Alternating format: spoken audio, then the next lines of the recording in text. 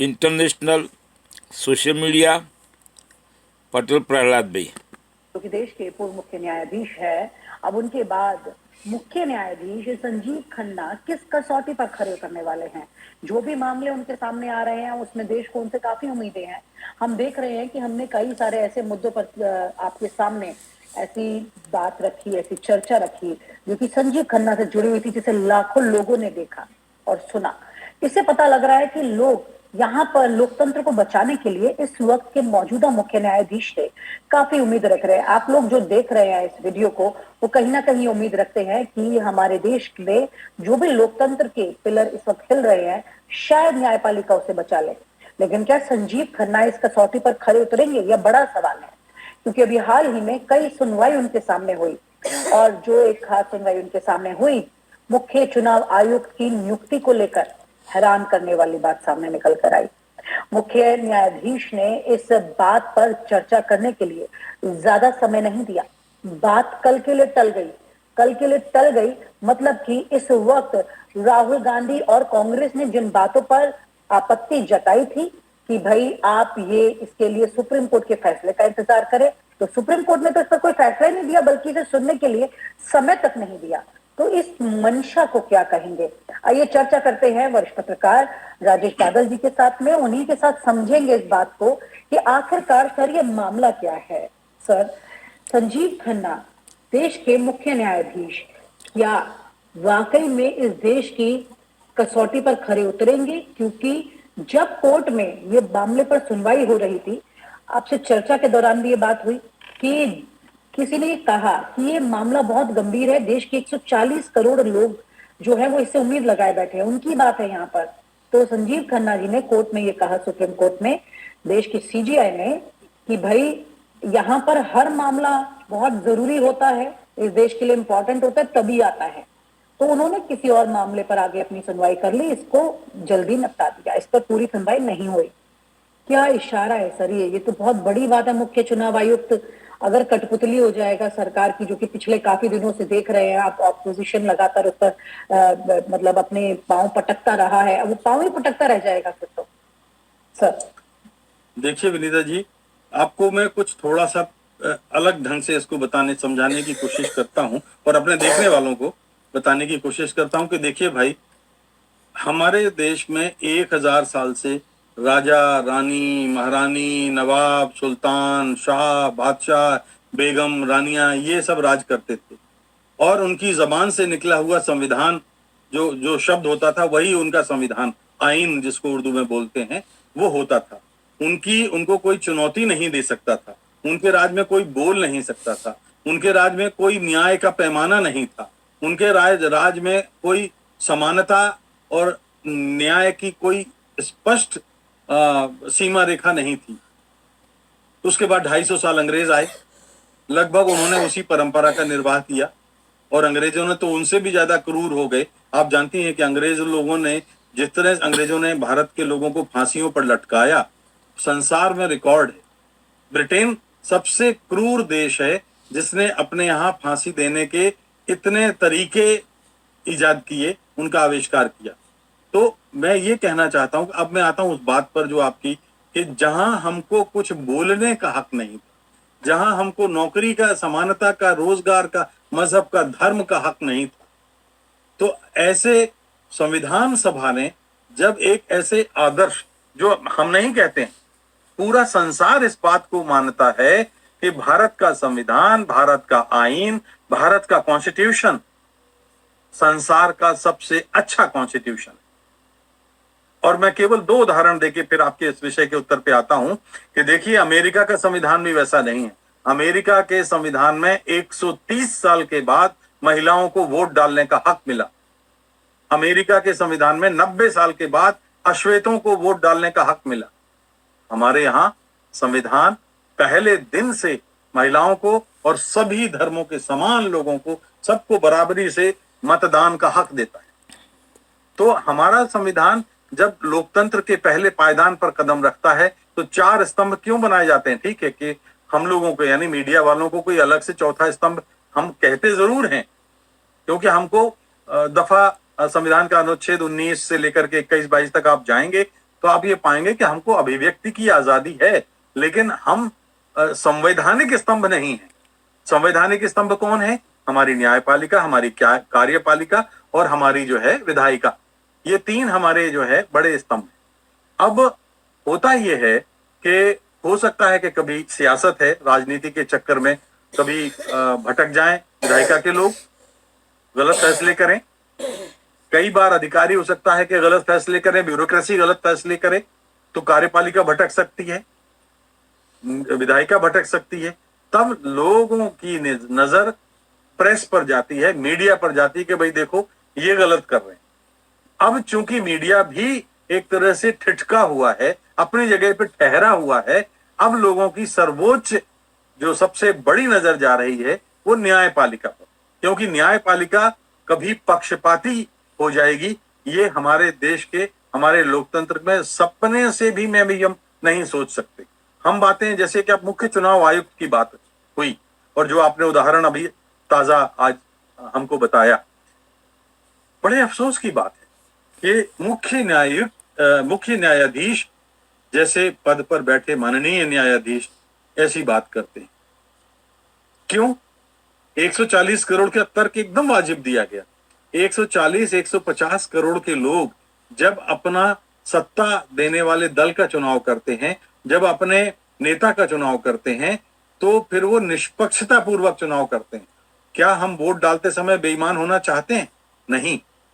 तो जब हम मत का अधिकार देते वक्त हम निष्पक्ष रहना चाहते हैं, तो हम ये भी उम्मीद करते हैं कि भारत की सरकार निष्पक्षता से काम करे, और इसीलिए वो मुख्य उसको निष्पक्षता के लिए जनप्रतिनिधियों को चुनने के लिए, रिप्रेजेंटेटिव्स को चुनने के लिए, सांसदों को चुनने के लिए, विधायकों को चुनने के लिए चुनाव आयोग का गठन हुआ। और मुख्य चुनाव आयुक्त की नियुक्ति में संवैधानिक प्रावधान ये था कि सीजीआई को उसमें शामिल किया जाएगा, ड्रामा इलेक्शन, क्योंकि अभी भी वो प्रतीक है निष्पक्षता का। लेकिन दुर्भाग्य की बात यह है कि बीते दिनों बहुमत भारतीय जनता पार्टी के पास था, और इसलिए उन्होंने मुख्य न्यायाधीश को उस कमेटी से अलग कर दिया जो मुख्य चुनाव आयुक्त का की नियुक्ति करती थी। अब जब उससे वो अलग हो गए, तो आप देखिए कि वो निष्पक्षता कहाँ रही डेमोक्रेसी में? Democracy gone, Rajiv Sen jail, that is good and that is truth. आपने प्रतिपक्ष को अलग कर दिया, आपने जो प्रतिपक्ष की राय है उसको आपने तरजीह नहीं दी। मैंने कहीं पढ़ा कि राहुल गांधी ने भी अपने विरोध दर्ज कराया है। तो जो लोग डेमोक्रेसी है वो सबको साथ लेके चलती है, लेकिन जब आप इतने कैजुअली लेते हैं कि आप टिप्पणी करते हैं कि इस कोर्ट में जो आते हैं वो सारे फैसले जो है, सारे मामले जो हैं वो इतने ही इंपॉर्टेंट होते हैं और 140 करोड़ के लोगों के ही इंटरेस्ट के होते हैं। माफ कीजिए, ऐसा नहीं होता।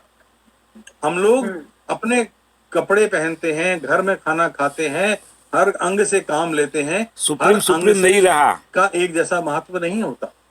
हमारी हर एक जैसी, अगर सब कुछ ऐसा होता तो फिर तो बहुत सारी चीजें आसान हो जाती। लेकिन वो एक कहते हैं कि हर मामला 140 करोड़ लोगों से जुड़ा है। ये नहीं है भाई, ये बिल्कुल नहीं है।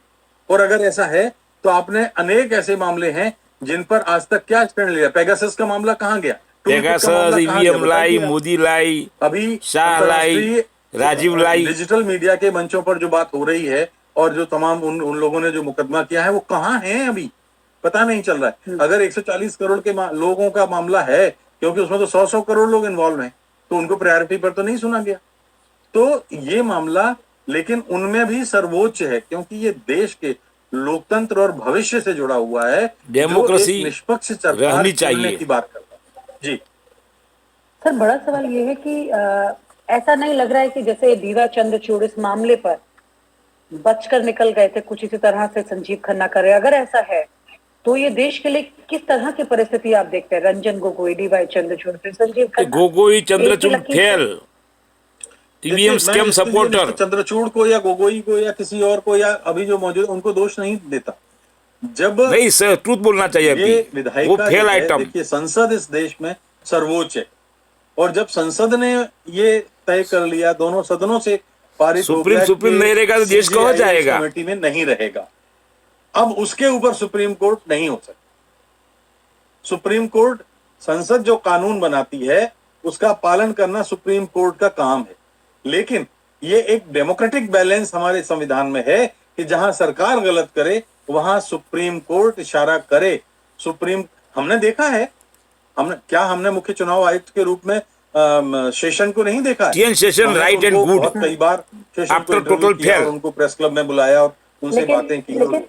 लेकिन सर ये जिस नाम का जिक्र आप कर रहे थे TN शेषन का, अब वो तो एक बड़ा इतिहास हो गया। हो सकता है आने वाले वक्त में लोग उन्हें देवता की तरह सोचे और समझे कि ऐसा भी एक युग था, क्योंकि आज की जो तस्वीर है उसमें तो पहले चर्चाएं शुरू हो गई हैं कि ज्ञानेश कुमार जो हैं वो अमित शाह के काफी करीबी हैं और उनका नंबर लगना ही था। और अगर ऐसा है तो चाणक्य बीजेपी के अमित शाह हैं और चाणक्य के पीछे के दिमाग को तस्वीर में जिसका दुर्भाग्य है प्रैक्टिकली तब्दील कर देने वाले व्यक्ति ज्ञानेश कुमार हो जाएंगे। अभी तक राजीव कुमार थे, तो मतलब जिस गड्ढे में हो जाएगा अब ज्ञानेश कुमार, तो GDP gone, currency gone, rupees gone. मुझे लगता है अब तक की सबसे ज्यादा याचिका इन्हीं मामलों को लेकर के इस वक्त कोर्ट में गई हुई है, सुप्रीम कोर्ट में, जो कि ईवीएम पर है, चुनाव में गड़बड़ियों को लेकर है, पर्चियों का नाम हट जाना, एक्स्ट्रा नाम आ जाना। All EVM through deep sea, that is good and that is right. लेकिन इससे फर्क क्या पड़ रहा है, क्योंकि लोकतंत्र सबसे बड़ा EVM इधर ड्रामा इलेक्शन,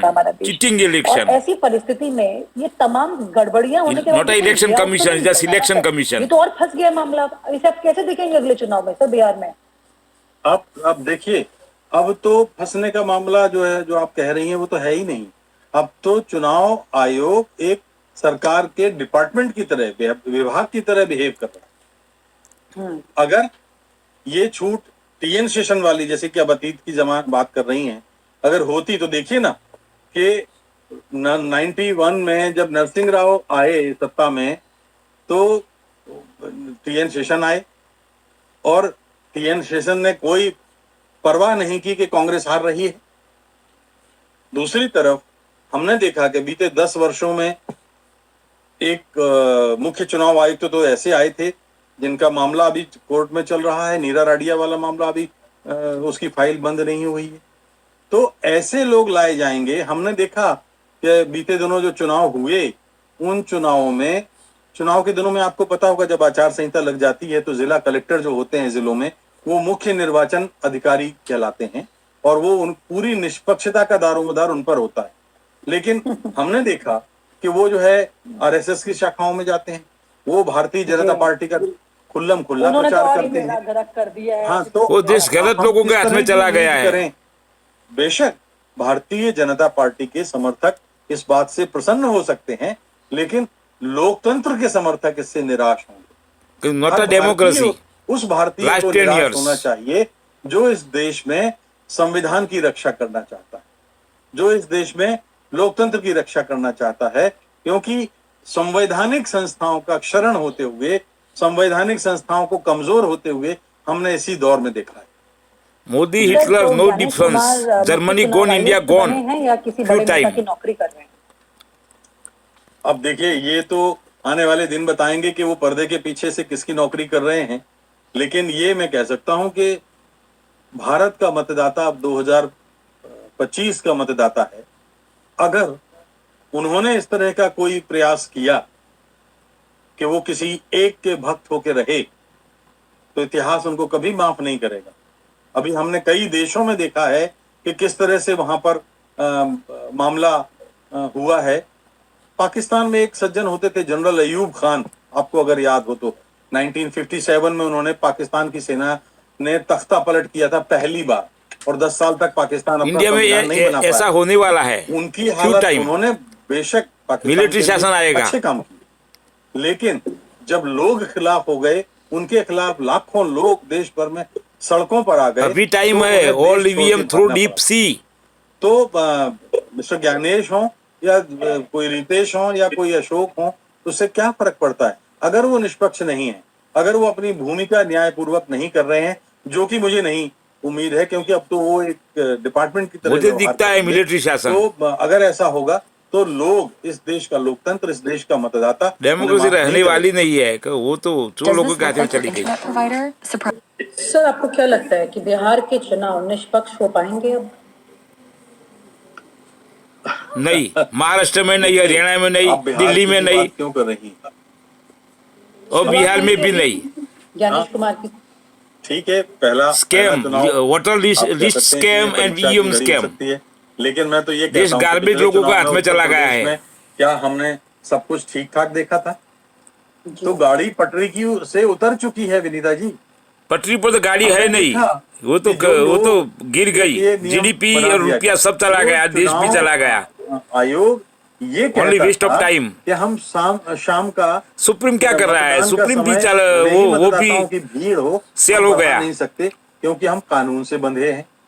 वो बिना संसद में चर्चा के, बिना विधान के चर्चा के इतना संवेदनशील फैसला ले लेता है कि 60 वर्ष से अधिक गोंगोई ने सीनियर क्या सिटीजन किया? के घर जाके वोट लिया जाए। सीजीआई खन्ना ने क्या कितना बड़ा फैसला है? क्या किया? उसके लिए चुनाव चंद्रचूड़ ने क्या किया? नहीं है, संसद से नहीं पूछता, प्रतिपक्ष से नहीं पूछता, सर्वदलीय बैठक नहीं बुलाता, कहीं संसद में चर्चा नहीं होती। सुप्रीम तो अच्छी ट्रूथ होगा तो 1 आवर्स में एक्शन होगा, लेकिन सुप्रीम भी फेल हो गया, मुझे तो लगता है। आपके शो में भी मैंने उत्तर प्रदेश के चुनाव में कहा किस तरह का गड़बड़ झाला हुआ वो हमें याद है। अब आप कहेंगे कि फिर अगर ऐसा होता तो समाजवादी पार्टी को इतने मोदी खुद हारता था तो उसको बचाने के लिए काउंटिंग बंद कर दी और स्कैम कर दिया। पूरा चल जाता तो समाजवादी पार्टी तो आज सत्ता में होती, हम सब जानते हैं, कोई छिपा हुआ ये वो नहीं है।